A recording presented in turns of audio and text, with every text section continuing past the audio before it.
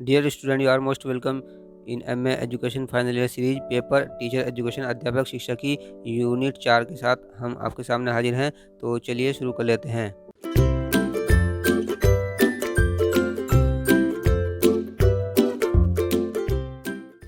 जो student most important notes यहाँ पर गिवन है।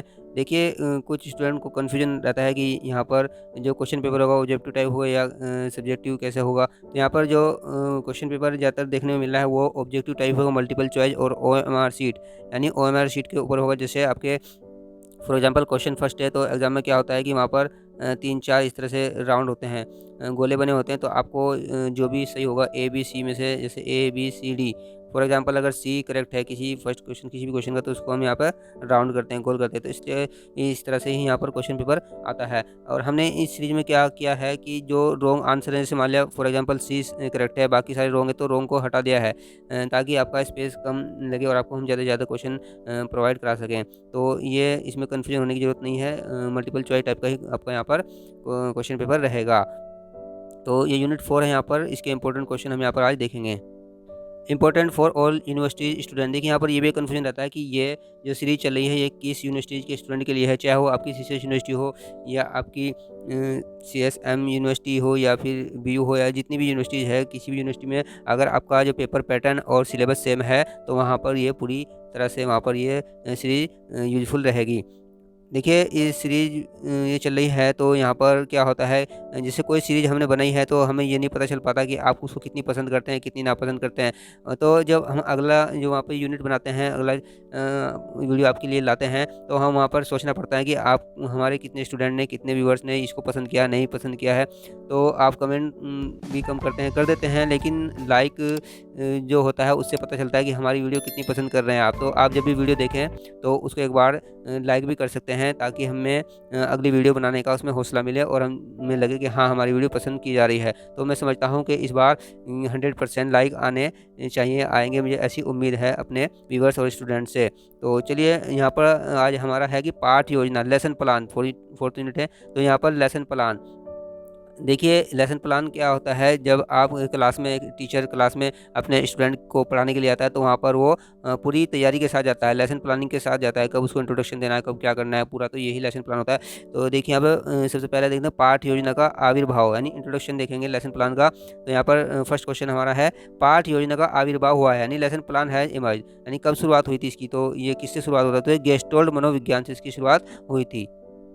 कुछ स्टूडेंट की इस तरह की डिमांड थी कि सर इंग्लिश में भी इन क्वेश्चन को आप कन्वर्ट करें, इंग्लिश के भी टर्म्स यूज़ करें। तो हमने कोशिश की है कि आपकी जो रिक्वायरमेंट है उसको पूरा किया जा सके। प्रश्न ना 2, गेस्टाल्ट अधिगम सिद्धांत प्रदान करता है। तो ये इकाई पाठ्य योजना, यूनिट लेसन प्लान। प्रश्न 3, सर्वप्रथम इकाई योजना में पाठ्य वस्तु तथा सूचनाओं को महत्व दिया जाता है, जिसे कहते हैं हर्बर्ट उपागम, हर्बर्ट अप्रोच। प्रश्न 4, इकाई योजना में अनुभव को प्राथमिकता दी जाती है, जिसे कहते हैं, क्या कहते हैं, डीवी उपागम, डीवी अप्रोच। प्रश्न 5, आई के डीवी ने अपने शिक्षण के प्रथम सोपान में किसे महत्व दिया है। तो इसका आंसर है कि पाठ योजना की रचना को, उन्होंने महत्व दिया है। प्रश्न 6, पाठ योजना की आवश्यकता है, यानी लेसन प्लान की क्यों जरूरत पड़ती है, नीड क्यों पड़ती है। तो इसको देख लीजिए, प्रस्तुतिकरण के कर्म के लिए, यानी for the act of presentation. दूसरा यहाँ पाठ्य वस्तु के तत्वों के निर्धारण के लिए, to determine the elements of the content. तीसरा यहाँ पर है शिक्षण कौशलों के स्वरूप निर्धारण के लिए, और शेपिंग टीचिंग स्किल। तो यहाँ पर सभी यहाँ पर करेक्ट हैं। प्रश्न 7, पाठ योजना बनाते समय ध्यान रखने योग्य आवश्यक बातें। देखिए स्टूडेंट, ये बहुत ही इंपॉर्टेंट क्वेश्चन है, यहाँ पर बहुत ही इंपॉर्टेंट है। इसमें कई क्वेश्चन यहाँ पर प्रिपेयर हो सकते हैं। देखिए, जब हम पाठ योजना बनाते हैं, लेसन प्लान करते हैं, तो हमें कुछ पॉइंट को ध्यान में रखना होता है, माइंड में रखना होता है। वो देख ली कौन कौन से। फर्स्ट यहाँ पर है उद्देश्यों की स्पष्टता। दूसरा है विषय का ज्ञान, यानी जिस सब्जेक्ट को हम पढ़ाने जा रहे हैं हमें उसके बारे में पूरी नॉलेज होनी चाहिए, तभी हम क्लास में पढ़ा सकते हैं। तीसरा है समस्त विषयों का सामान्य ज्ञान, लेकिन उसके अतिरिक्त हमें आसपास के उससे रिलेटेड और भी जो सब्जेक्ट है उनकी भी वहाँ पर थोड़ी थोड़ी नॉलेज होनी चाहिए। कहा जाता है कि जैसे एक कहावत है इंग्लिश में कि jack of all master of none, यानी jack of all master of none. इसका ये मतलब होता है कि हमें सभी विषयों की जीके टाइप की जो है जानकारी होनी चाहिए। चौथा यहाँ पर शिक्षण के सिद्धांतों तथा विधियों अथवा नीतियों का ज्ञान। पाँचवा यहाँ पर है विद्यार्थियों की प्रकृति का ज्ञान। छठा है पूर्व ज्ञान की स्पष्टता। सातवां है कक्षा स्तर का ज्ञान। सातवां यहाँ पर है सोपानों का विभाजन। आठवां सहायक सामग्री का प्रयोग। 9वां यहाँ पर और 10वां लचीलापन और समय का ज्ञान। ये सब यहाँ पर 10-11 पॉइंट बनते हैं जो हमें ध्यान रखने होते हैं। Any important thing to keep in mind while making lesson plan, ये सभी आप देख सकते हैं यहाँ पर। तो ये बड़ा ही इंपॉर्टेंट यहाँ पर पॉइंट है।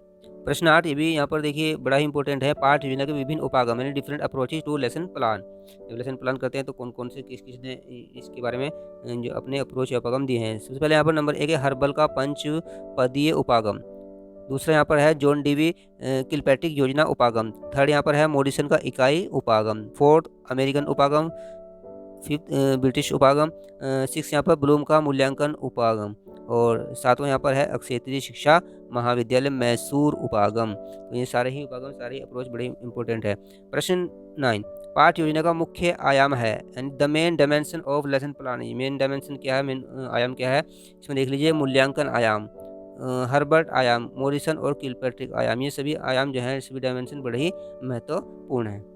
प्रश्न 10 हर्बर्ट का पंचपदीय उपागम, ठीक है, पेंटागोनल अप्रोच। इसमें 5 पद हैं, कौन कौन से देख लीजिए। उद्देश्य कथन ऑब्जेक्टिव स्टेटमेंट, प्रस्तुतिकरण यानी प्रेजेंटेशन, स्पष्टीकरण एक्सप्लेनेशन, सामान्यीकरण जनरलाइजेशन और प्रयोग एक्सपेरिमेंट। ये 5 हर्बर्ट का जो उपागम है उसके 5 पद हैं यहाँ पर। बहुत ही इंपॉर्टेंट यहाँ पर ये प्रश्न है। प्रश्न 11 पाठ योजना में पंचपदीय प्रणाली किसके द्वारा दी गई। अभी हमने ऊपर बात की तो हर्बर्ट के द्वारा ये दी गई थी। प्रश्न 12 हर्बर्ट आयाम में मुख्य सोपान है। कौन कौन से मुख्य सोपान है देख लेते हैं या स्टेप हैं। तो योजना तथा प्रस्तुतिकरण, तुलना तथा समरूपता और सामान्यीकरण तथा प्रयोग, ये सब बड़े ही इंपॉर्टेंट यहाँ पर पॉइंट हैं। प्रश्न 13 पाठ योजना में हर्बर्ट ने कितने सोपान दिए, यानी how many steps has Herbert given in the lesson plan. तो यहाँ पर 5 जो है वो सोपान या 5 स्टेप यहाँ पर दिए गए, यानी 5 स्टेप। प्रश्न 14 पाठ योजना की 5 पदीय प्रणाली किसने विकसित की। तो ये जेफ हर्बर्ट ने विकसित की थी यहाँ पर। प्रश्न 15 हर्बर्ट उपागम के अनुसार पाठ योजना का अंतिम पद क्या है। तो यह अनुप्रयोग या एप्लीकेशन है। डियर स्टूडेंट, आपको ये सीरीज कैसी लग रही है तो कमेंट करके बताइएगा और आप लाइक भी करते रहें ताकि हम ये समझें कि हमारी वीडियोज़ आपके लिए हेल्पफुल साबित हो रही हैं। ब्लूम का मूल्यांकन उपागम, ब्लूम्स अप्रेजल अप्रोच। अब ब्लूम से रिलेटेड कुछ क्वेश्चन यहाँ पर हैं। प्रश्न 16 मूल्यांकन उपागम के पद। इसमें देख लेते हैं शैक्षिक उद्देश्यों का निर्धारण करना, दूसरा उद्देश्यों के लिए उपयुक्त अधिगम अनुभव प्रदान करना, तीसरा व्यवहार परिवर्तन अथवा अधिगम का मूल्यांकन। ये मूल्यांकन उपागम के इंपॉर्टेंट पद हैं यहाँ पर। प्रश्न 17 उद्देश्य निर्धारण मूल्यांकन का चरण होता है, यानी कौन सा चरण होता है या कौन सा यहाँ पर स्टेज होता है। तो ये फर्स्ट होता है यहाँ पर। प्रश्न 18 मूल्यांकन उपागम में पाठ योजना के घटक यानी component of lesson plan assessment approach, कौन कौन से यहाँ पर घटक होते हैं देख लेते हैं। शिक्षण बिंदुओं का निर्धारण, जब टीचिंग करते हैं तो कुछ पॉइंट मेन होते हैं, जो भी पॉइंट होते हैं जिन पर हमें रोशनी या प्रकाश डालना होता है, पढ़ाना होता है, उनका निर्धारण करना होता है। उसके बाद है उद्देश्यों का निर्धारण, हम जो भी टीचिंग करते हैं उसका क्या एम है, क्या ऑब्जेक्टिव है, ये भी हमें डिसाइड करना होता है। अध्यापक की क्रियाएं, टीचर्स एक्शंस, छात्रों की क्रियाएं, स्टूडेंट एक्शन। उसके बाद विधि, परविधि तथा शिक्षण सामग्री, यानी कौन सा मेथड, कौन सी टेक्निक और कौन कौन सा मटेरियल हम टीचिंग करते समय यूज़ करते हैं। उसके बाद मूल्यांकन इवेल्यूशन बड़ा इंपॉर्टेंट है। जो भी हम एग्ज़ाम लेते हैं उसमें बच्चे का आंसर शीट को चेक करते हैं तो ये मूल्यांकन ही उनका होता है। नेक्स्ट हेडिंग हमारा है मॉरिसन का इकाई उपागम। प्रश्न 19 पाठ योजना के इकाई उपागम के प्रवर्तक हैं। तो ये मॉरिसन है, इसके प्रवर्तक। प्रश्न 20 इकाई योजना का विकास किसने किया। तो ये मॉरिसन ने किया है। क्वेश्चन रिपीट होकर आते हैं ताकि क्लियर हो जाए आपको, जो एग्जाम में भी इस तरह से क्वेश्चन कई बार आ जाते हैं। प्रश्न 21 इकाई उपागम के पद यानी टर्म्स ऑफ यूनिट अप्रोच, कौन कौन से पद होते हैं इकाई उपागम के देख लेते हैं। प्रस्तुतिकरण, अन्वेषण, वर्णन या अभिव्यक्तिकरण, आत्मीकरण या परिपाक और संगठन या ऑर्गेनाइजेशन, ये सभी इकाई उपागम के पद होते हैं। प्रश्न 22 इकाई उपागम के सिद्धांत यानी प्रिंसिपल ऑफ यूनिट अप्रोच। अभिव्यक्ति का सिद्धांत, गतिशीलता का सिद्धांत, बालक की प्रधानता का सिद्धांत, रुचि एवं उद्देश्य का सिद्धांत, इकाई का सिद्धांत और संगठन का सिद्धांत, ये सभी इकाई उपागम के सिद्धांत हैं यानी प्रिंसिपल हैं। प्रश्न 23 पाठ योजना का इकाई उपागम आधारित है। तो ये व्यवहारवाद पर आधारित है।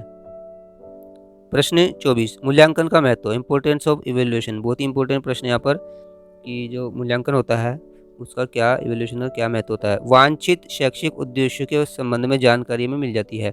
बालक में निहित अक्षमताओं और उसके विकास के संबंध में जानकारी, यानी जितना बच्चे ने पढ़ा है उसने उस बच्चे ने स्टूडेंट ने कितना गेन किया है, इस बात की हमें जानकारी मूल्यांकन से ही मिल जाती है। उसकी जैसे आंसर शीट कॉपी चेक करते हैं तो पता चल जाता है। प्रदत्त ज्ञान की सीमाओं की जानकारी, किस लिमिट तक उनको ज्ञान दिया गया है। बालकों की उपलब्धि की जानकारी, कितनी अचीवमेंट किया है। अधिगम हेतु प्रेरणा, यानी मोटिवेशन फॉर लर्निंग, सीखने के लिए उनको मोटिवेट करना। पाठ्यक्रम में संशोधन, यानी हम बच्चे को देखते हैं, हो सकता है सभी बच्चे नहीं समझ पा रहे हैं या पाठ्यक्रम बहुत हार्ड है या बहुत ही अलग टाइप का है, तो उसमें भी संशोधन किया जा सकता है। शिक्षण प्रक्रिया में परिवर्तन व सुधारित, हो सकता है जो टीचर के जो पढ़ाने के मेथड हैं या जो वहाँ पर सहायक सामग्री वो वहाँ पर फिट नहीं हो रही है, तो इसलिए शिक्षण प्रक्रिया में भी परिवर्तन कर सकते हैं और सुधार कर सकते हैं, तो ये मूल्यांकन का महत्व होता है। प्रश्न 25, मूल्यांकन प्रविधियों का वर्गीकरण, यानी क्लासिफिकेशन ऑफ इवैल्यूएशन टेक्निक्स। देखिए यहाँ 2 टाइप की टेक्निक्स हैं, एक तो गुणात्मक हैं, गुणात्मक परीक्षाएँ क्वालिटेटिव एग्जामिनेशन, और दूसरा है परिमाणात्मक परीक्षा यानी क्वांटिटेटिव टेस्ट या एग्ज़ाम। तो सबसे पहले गुणात्मक देख लेते हैं। इसमें संचयी आलेख, एनेक्डोरल आलेख, निरीक्षण, जाँच सूची और रेटिंग स्केल इसमें शामिल होते हैं। दूसरा हमारा परिमाणात्मक में प्रायोगिक, मौखिक, लिखित में निबंधात्मक और वस्तुनिष्ठ। वस्तुनिष्ठ जैसे अभी आपकी ये क्वेश्चन ये सीरीज चल रही है, ऑब्जेक्टिव है यानी बहुविकल्पीय। इसके बाद कुछ महत्वपूर्ण प्रश्न हैं जो इस यूनिट से रिलेटेड हैं, वो भी हम यहाँ पर देखेंगे, जो एग्जाम की दृष्टि से बड़े ही इंपॉर्टेंट हैं। प्रश्न 26, शिक्षण के विशिष्ट उद्देश्यों को व्यावहारिक शब्दावली में लिखने पर बल किस उपागम में अधिक दिया जाता है। तो ये मूल्यांकन या इवैल्यूएशन जो उपागम है उसमें अधिक दिया जाता है। प्रश्न 27, निरीक्षण के लिए उससे संबंधित किसका उपयोग करना अपेक्षित होता है। तो यहाँ पर एक तालिका या टेबल का यूज किया जाता है। प्रश्न 28, मूल्यांकन में अध्यापक के साथ सहपाठी, कर्मचारी, अभिभावक आदि को भी सम्मिलित किए जाने पर यह एक कौन सी प्रक्रिया बन जाती है, क्या बन जाती है। तो ये बन जाती है सहकारी, कोऑपरेटिव, जिसमें सब मिलजुल कर काम करते हैं, तो इस तरह की यहाँ पर प्रक्रिया बन जाती है। प्रश्न 29, पाठ्य योजना निर्माण के लिए सर्वप्रथम अपेक्षा किस तथ्य से संबंधित है। तो यह है विषय वस्तु का पूर्ण और व्यापक ज्ञान, यानी complete and comprehensive knowledge of the subject matter, यानी जिस सब्जेक्ट को पढ़ाने जाते हैं उसकी पूरी नॉलेज होनी चाहिए, तभी हम उसकी लेसन प्लान कर सकते हैं। प्रश्न 30, निरीक्षण योग्य व्यवहारिक शब्दावली में लिखे गए शिक्षण उद्देश्य को प्राय उद्देश्य भी कहा जाता है। तो कौन सा उद्देश्य कहा जाता है यहाँ पर, तो यह अनुदेशनात्मक या इंस्ट्रक्शनल।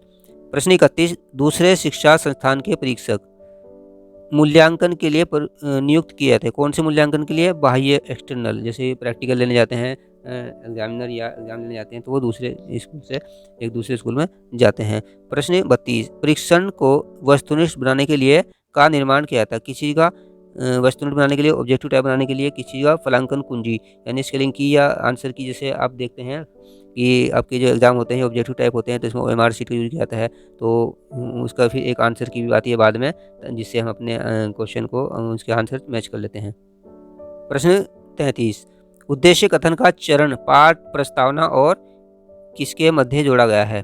तो यह जो प्रस्तुतिकरण होता है यानी प्रेजेंटेशन, उसके बीच में जोड़ा जाता है। यानी क्या मतलब, उद्देश्य कथन, ये जो स्टेटमेंट होता है उसका चरण पाठ प्रस्तावना और प्रस्तुति, इधर पाठ प्रस्तावना होती है यहाँ पर, और इधर होता है प्रस्तुतिकरण या प्रेजेंटेशन। तो उसके बीच में हम यहाँ पर क्या करते हैं, जो उद्देश्य कथन होता है उसको यहाँ पर बीच में जोड़ देते हैं।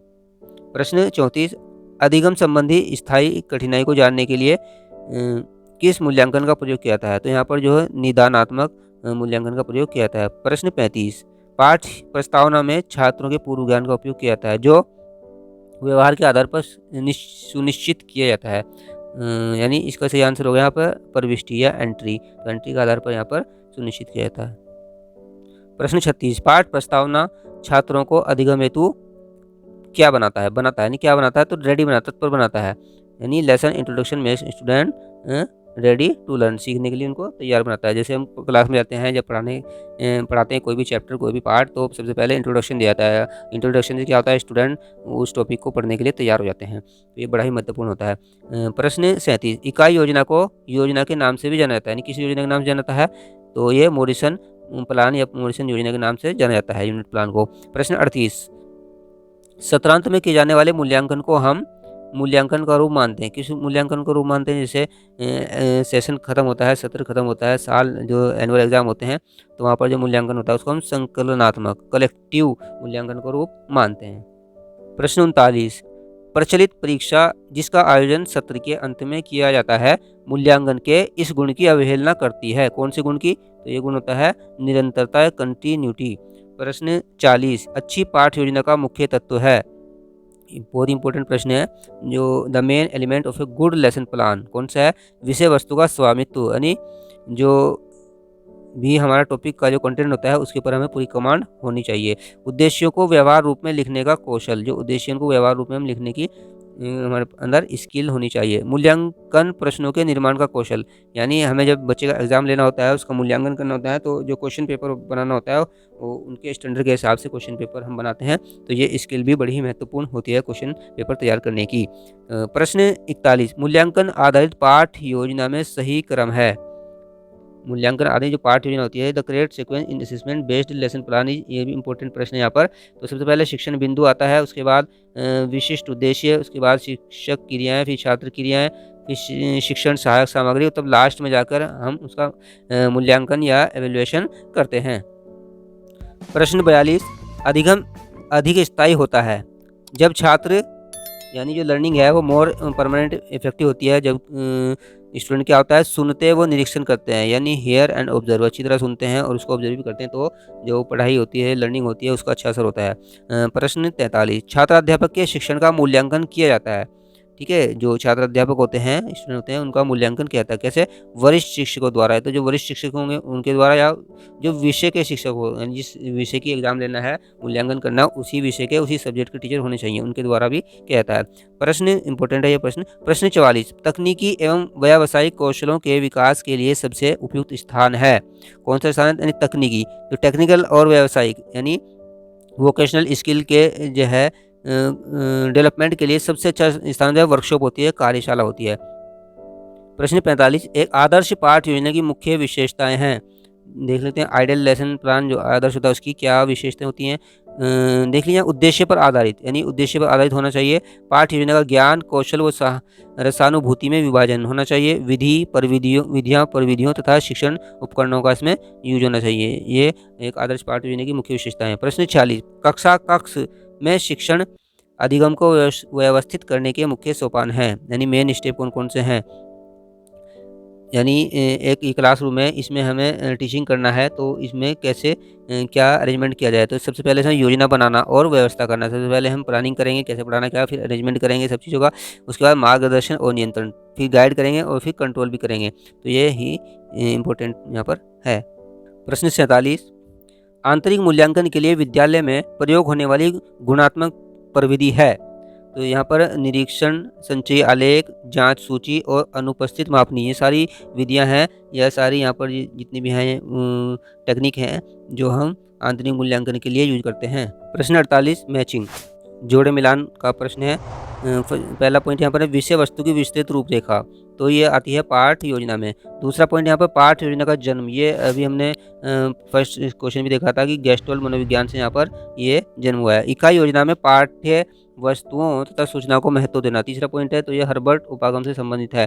चौथा पॉइंट यहाँ पर है अनुभवों को प्राथमिकता, तो अनुभवों को प्राथमिकता जो है वो डीवी उपागम में दी जाती है। यही प्रश्न अगेन इंग्लिश में, detail content outline lesson plan से रिलेटेड, lesson plan birth gestalt psychology, curriculum in the unit plan and giving importance to information, it is related to Herbert approach. Now point number 4, experience priority to DV approach. प्रश्न 49, Bloom द्वारा प्रतिपादित शैक्षिक उद्देश्यों के अक्षेत्र कौन से हैं। तो यहाँ पर देखिए शैक्षिक कौन से हैं, ज्ञानात्मक पक्ष है, भावात्मक, क्रियात्मक, ये सभी क्षेत्र हैं।